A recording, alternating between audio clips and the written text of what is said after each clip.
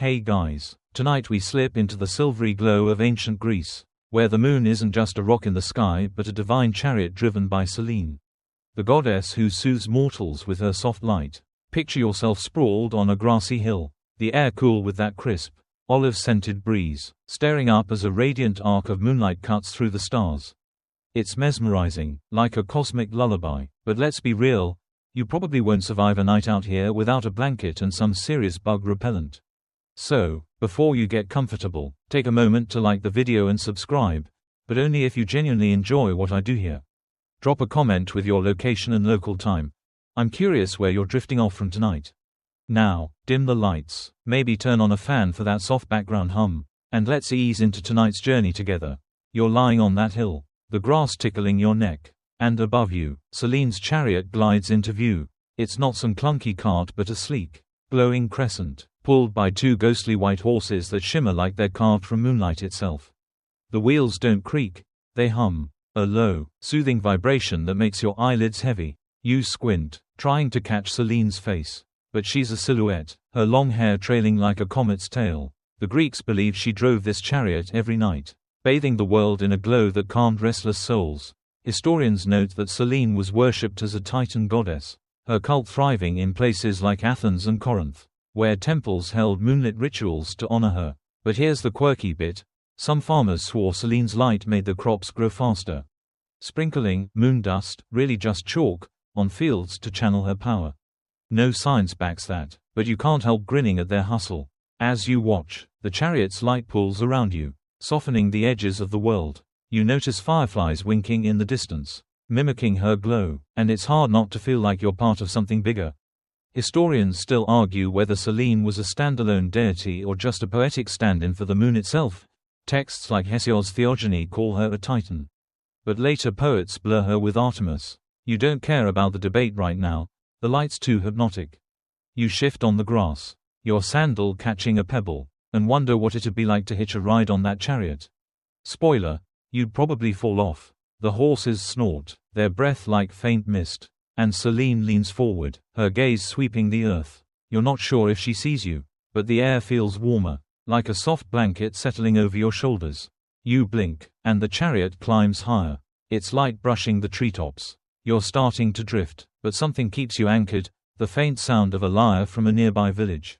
Maybe a poet singing Selene's praises. You imagine the Greeks below, their clay lamps flickering, whispering thanks to her for guiding them through the dark. It's not just about light, it's about peace, the kind that makes you forget the day's chaos. You yawn, your head sinking into the grass, and realize this is why Selene mattered. She wasn't just a goddess, she was a promise that the night could be kind. The chariot's hum fades, but you're still here, wrapped in her glow, wondering what's next. You're still sprawled on that grassy hill, the moonlight from Selene's chariot washing over you like a cool tide. The air hums with that faint, dreamy vibration from her crescent ride, and you're half convinced you could nap right here, except a cricket chirps too loudly. Snapping you back, you sit up, squinting at the chariot's glow, and start wondering, how does this thing even work? It's not like Selene's got a user manual tucked under her starry cloak. You imagine her chariot as a divine machine, built by gods who clearly didn't skimp on flair. Picture it, a crescent-shaped frame, polished to a mirror sheen, with wheels that spin silently, maybe carved from some cosmic crystal. The horses, all ghostly muscle and shimmering manes, don't even touch the sky, they glide, like they're swimming through clouds. You smirk, thinking if you tried driving it, you'd crash into Orion's belt in 10 seconds flat. The Greeks had thoughts on this, too. Historical records, like those from the poet Pindar, describe Selene's chariot as a gift from Hyperion, her Titan dad, crafted to outshine the sun's ride. It wasn't just a vehicle, it was a symbol of cosmic order, keeping the night on schedule. But here's the quirky tidbit: some old texts claim the chariot's wheels were studded with pearls that shed light like tiny moons. No one's found pearl-studded wheels in a museum, but you love the idea. Selene, basically the goddess of bling. You picture her adjusting the reins, the pearls catching starlight, and it's so vivid you almost forget the crickets still chirping. You lean back, the grass cool against your palms, and imagine the chariot's mechanics. Maybe it's powered by moonlight itself, like a celestial battery, recharging as Selene rides. You wonder if she ever parks it, maybe in some divine garage at dawn. Historians still argue whether the chariot was purely mythic or inspired by real astronomical tools, like early Greek orreries. Those clunky gear-driven models of the cosmos. You don't need gears to feel the magic, though. The horses toss their heads, their hooves sparking faintly, and the chariot tilts, climbing higher. You're tempted to wave, but Selene's focused, her silhouette sharp against the sky's indigo. The light shifts, pulling in silver patches around you, and you notice the world feels quieter, like the night's holding its breath. You think about the Greeks watching this same chariot, their mud brick homes glowing under its beams. They didn't have streetlights. Selene was their nightlight, their GPS, their vibe check. You chuckle, imagining a Greek farmer yelling, "Thanks, Selene, for not letting me trip in the dark." The cricket chirps again, and you decide it's her fan club. You stretch, your sandal nudging a pebble, and feel the urge to follow the chariot's path. Where's she going? You're not sure, but the hum's getting softer, lulling you deeper into the night. The stars seem to wink, like they're in on the secret, and you're ready to find out more. Section 3. You're still on that hill, the grass now a bit damp under your back, but Selene's moonlight keeps you warm, like a cosmic space heater. Her chariot's high above, a glowing crescent slicing through the stars, and you're starting to wonder who this goddess really is. You shift, propping yourself on an elbow, and imagine Selene's story unfolding like a bedtime tale spun by some ancient Greek grandma. You're not just stargazing anymore, you're diving into her origin, back when the world was young and gods were basically family drama with superpowers.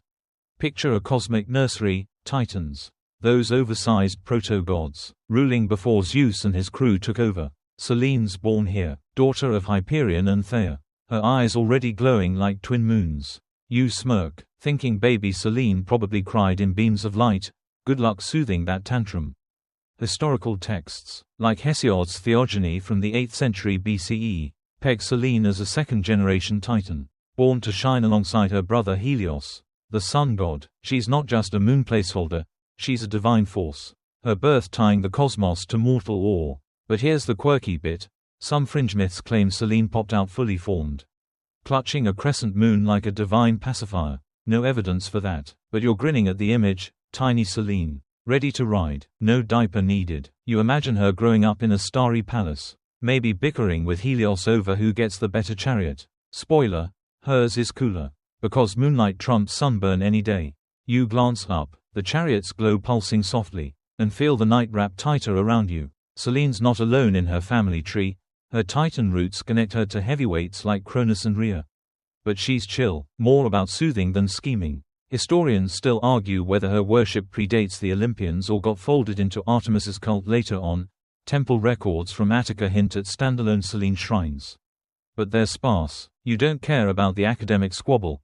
You're too busy picturing her as a young goddess, braiding starlight into her hair, practicing her chariot loops. The horses snort, their misty breath curling, and you wonder if she ever felt lonely up there, with only the stars for company. A breeze rustles the olive trees nearby, and you pull your cloak. Okay, imaginary cloak, tighter. You're starting to feel like a Greek mortal, gazing at Selene and spinning your own myths. Maybe she's watching you back, her light brushing your face like a gentle nudge to sleep.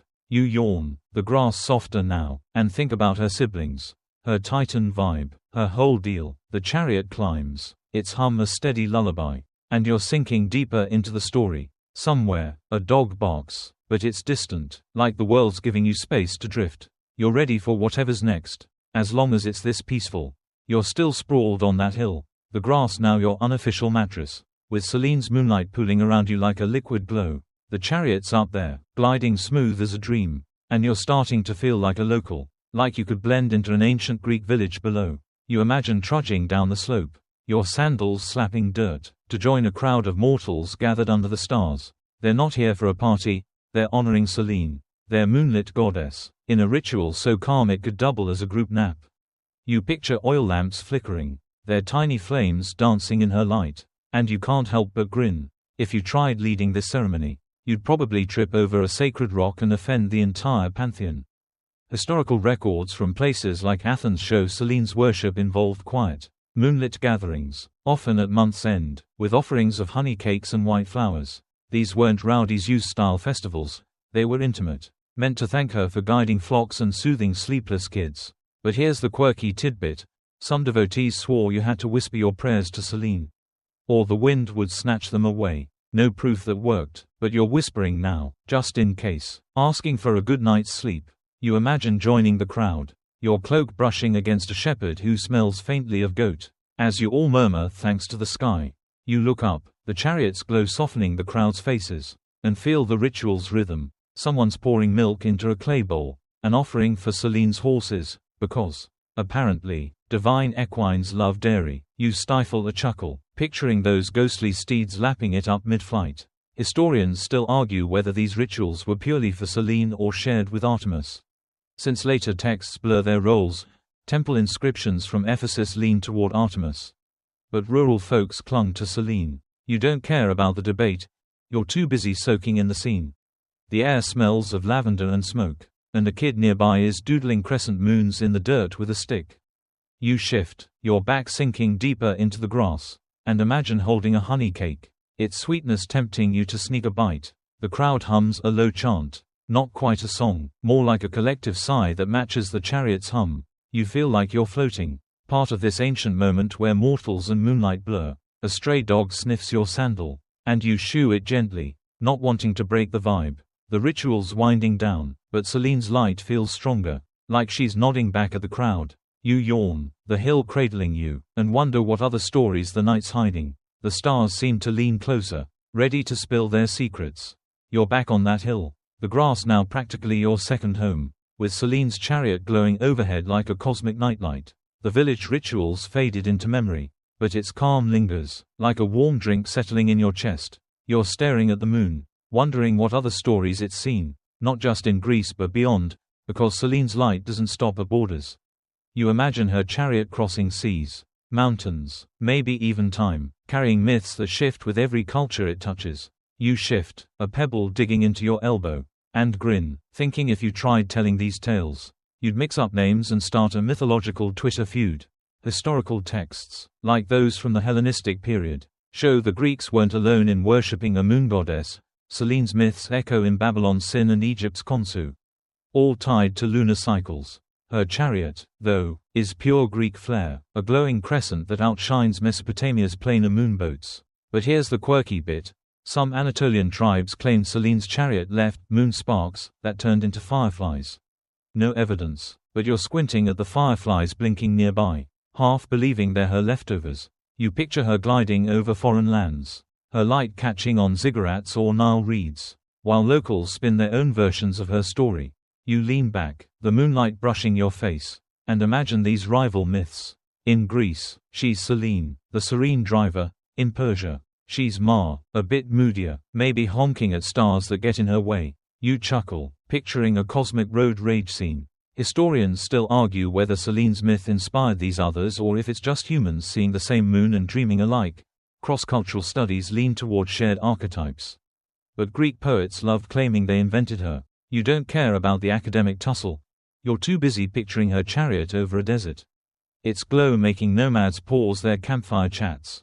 The air's cooler now, a breeze tugging at your cloak, still imaginary, but it feels real. You hear an owl hoot, its call blending with the chariot's hum, and it's like the night's telling you to listen closer. You wonder how many eyes, from Athens to Babylon, watched this same light, weaving their own bedtime stories. The fireflies wink again, and you decide they're definitely moon sparks. No debate needed. Selene's high above, her horse is steady, and you're sinking deeper into the grass. The world soft and quiet. You yawn, the stars blurring, and feel ready to chase her light wherever it leads next. You're still nestled on that hill, the grass now so familiar you're practically naming each blade. Selene's chariot glows above, its silver light spilling over the landscape like a lazy river. You're not alone in this moment. Down in the valley, you imagine ancient Greeks craning their necks, their faces lit up like they're watching a divine drive-in movie.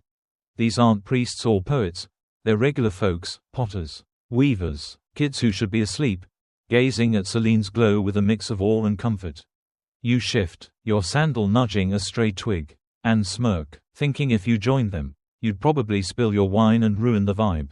Historical records, like those from 5th century BCE Attica, show ordinary Greeks revered Selene not just in temples but in daily life. Farmers timed planting by her phases, and sailors trusted her light to navigate. She was their cosmic clock, ticking through the night. But here's the quirky tidbit. Some kids believe staring at the moon too long made you moonstruck, causing weird dreams and an urge to dance. No science behind it, but you're tempted to stare anyway, just to see if you'll start twirling. You picture a kid below, wide-eyed, whispering to his sister that Selene's watching him back. You glance up, the chariot's light softening the olive trees into silvery ghosts, and feel the crowd's quiet wonder. A potter's hands pause on his wheel, clay smudged on his cheek, as he mutters thanks for the light that lets him work late. A weaver hums, her loom clicking, the moonlight guiding her threads. Historians still argue whether these folks saw Selene as a goddess or just the moon itself. Philosophers like Anaxagoras called the moon a rock. But villagers weren't buying it. You're with the villagers, that glow feels alive, like it's whispering secrets. You imagine asking them what they see, but you're too cozy, the grass cradling you like a friend. A breeze carries the scent of time, and you hear faint laughter from the valley. Maybe a kid got caught moon dancing.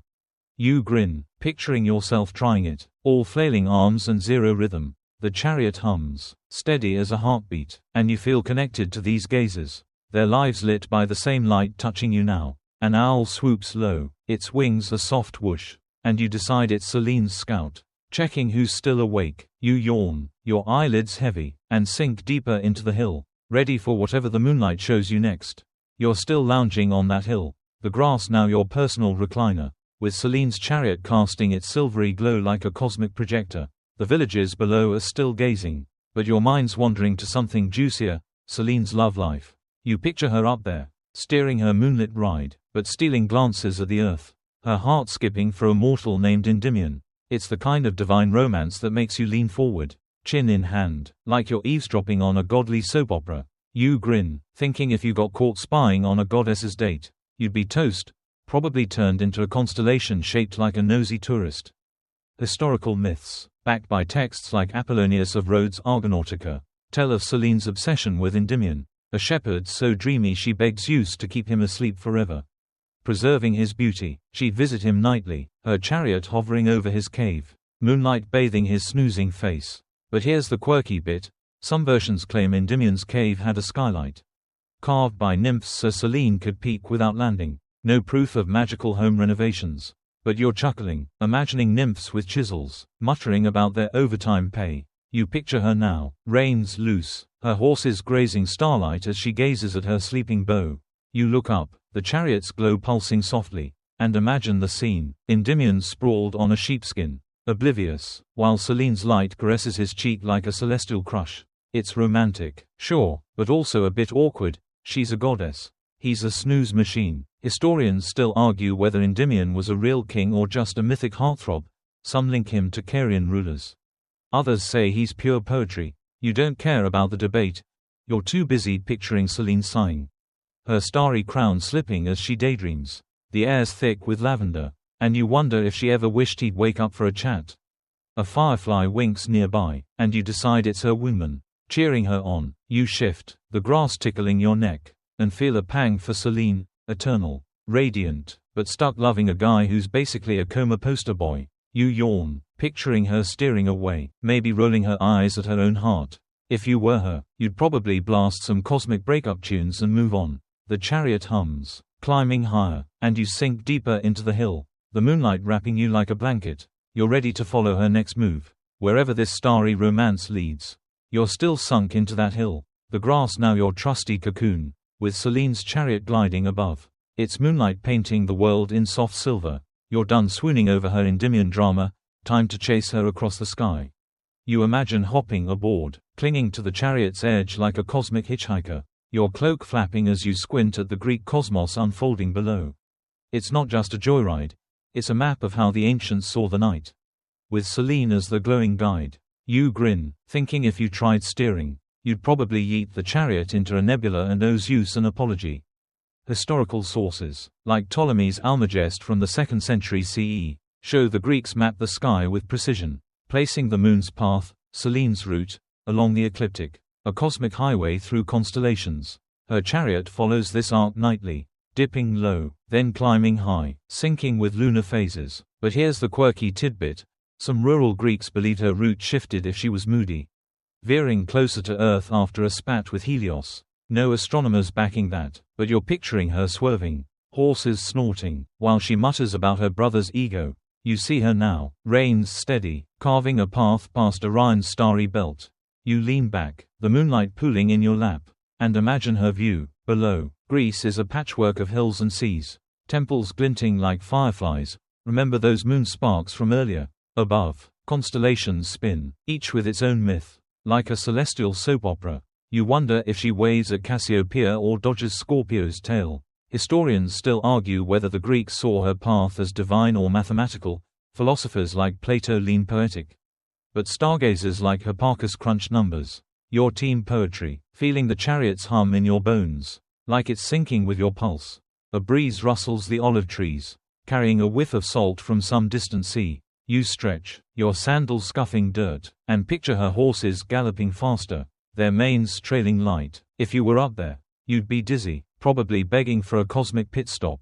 You chuckle, imagining a starry diner where gods grab ambrosia to go. The chariot tilts, its glow brushing the horizon, and you feel the night deepen, wrapping you tighter. An owl hoots, like it's cheering her on, and you yawn, the grass softer than ever. You're ready to see where her path leads next. As long as it's this serene, you're still sprawled on that hill, the grass now your personal throne, with Selene's chariot glowing above like a celestial lantern. Its light feels like a gentle hand on your shoulder, and you're starting to wonder what kind of magic it holds beyond just looking pretty. You imagine slipping closer to a Greek village, where moonlight isn't just scenery, it's power, woven into spells and secrets by folks who know the night's tricks. You picture yourself sneaking into a candlelit hut, eavesdropping on a sorceress muttering to Selene, and grin, thinking if you tried casting a spell, you'd probably summon a flock of confused goats instead. Historical records, like those from the 4th century BCE, show Selene was linked to Greek magic, especially in Thessaly, a hotspot for witches who used her light for rituals. Think love potions or dream charms. Not cackling villainy, her moonlight was believed to amplify spells, like a divine battery. But here's the quirky tidbit. Some sorcerers claimed you had to catch moonlight in a bronze mirror to trap Selene's power, then use it before dawn. No mirrors in museums prove it. But you're chuckling, imagining a witch fumbling with a shiny disc, cursing when clouds roll in. You see her now, chariot steady, unaware her glow's fueling mortal mischief below. You glance up, the moonlight glinting off a nearby stream, and picture the sorcery. A woman in a hooded cloak whispers to a mirror, her breath fogging the surface, asking Selene for a glimpse of her future. The air smells of sage and wax, and you feel a tingle, like the night's alive with possibility. Historians still argue whether these rituals were serious magic or just poetic superstition. Texts like the Greek magical papyri list moonlit spells, but skeptics call it folklore. Your team folklore, loving the idea of moonlight as a cosmic ingredient, like stardust in a recipe. A bat flits overhead, its wings a soft flutter, and you sink deeper into the grass, imagining your own spell, maybe one for epic dreams or extra snooze time. You yawn, picturing the sorceress succeeding, her mirror glowing like a tiny moon. If you were her, you'd probably spill the sacred water and call it a night. The chariot hums, its light pooling around you, and the world feels softer, like it's conspiring to keep you calm. A distant dog barks, but it's faint, blending with the night's rhythm. You're ready to drift closer to Selene's magic. Wherever it sparkles next, you're still sinking into that hill, the grass now softer than your wildest pillow dreams, with Selene's chariot gliding overhead, its moonlight draping the world like a silvery shawl. You're basking in her glow, but your mind's wandering to the cosmic drama, because even a goddess like Selene has rivals. You imagine her up there, steering her crescent ride, only to spot other deities eyeing her lunar turf. Picture Artemis, bow slung over her shoulder, or Hecate, all shadowy and mysterious, both ready to throw shade at Selene's spotlight. You grin, thinking if you got caught in the divine turf war, you'd probably hide behind a cloud and hope for popcorn. Historical texts, like those from the 5th century BCE, show Selene's role often overlapped with Artemis, the huntress goddess, who later absorbed moon duties in places like Ephesus, where her temple was a lunar pilgrimage site. Hecate, tied to witchcraft and crossroads, also claimed a slice of the night. But here's the quirky tidbit.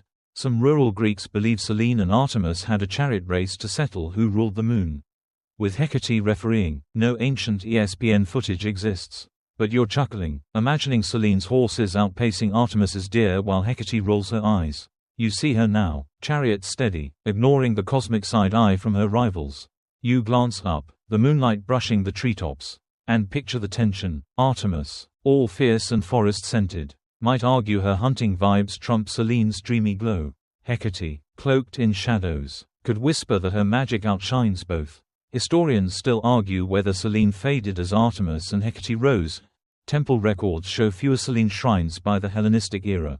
But her myths lingered in poetry. Your team Selene, loving her chill radiance over Artemis's intensity or Hecate's spookiness. You imagine her shrugging, her starry crown glinting, as she keeps driving, unbothered. A breeze carries the scent of pine. And you stretch, your sandal catching a twig. You feel like a mortal caught in the drama, rooting for Selene to keep her glow. If you were her, you'd probably blast some lunar sass and call it a night. You yawn, the grass cradling you, and notice a firefly, maybe one of those moon sparks, winking like it's on her side.